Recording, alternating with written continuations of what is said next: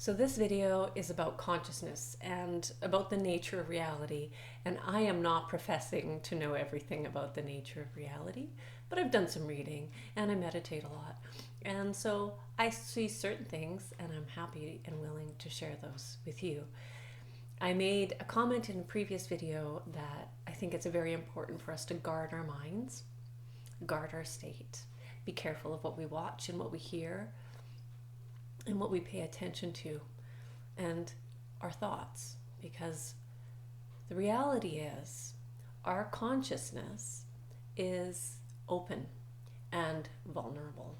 Not vulnerable in the way that it can be killed, but vulnerable in the way that it believes everything and it is completely open. So it will tend to believe anything.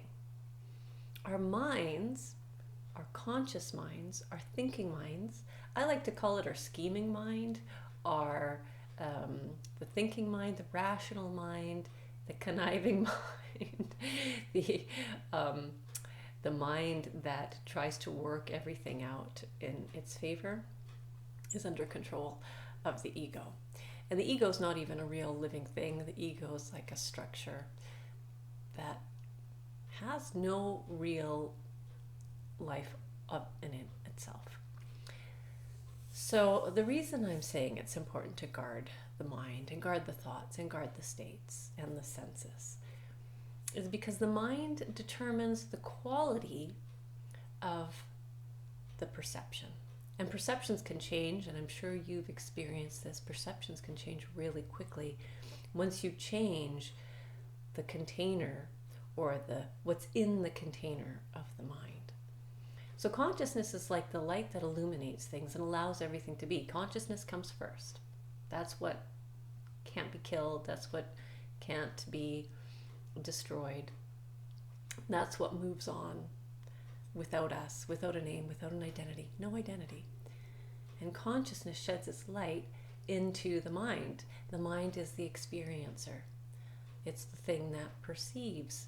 But it perceives based on the quality of what it puts in there, what it puts on the film that gets transposed onto the screen, which is actually a 3D matrix. So consciousness comes first, projects through the mind, and then what we perceive is out here in this so-called reality, this 3D matrix. Our perception very much changes how we see this 3D matrix. And we have the opportunity to see it as hopeful and full of potential and miraculous. And we have the potential to see it as something else. I want to encourage us to see the positive potential of this time in space, on the planet Earth, because I think it's really, really important. We have the opportunity to participate in something truly amazing and wonderful and empowering.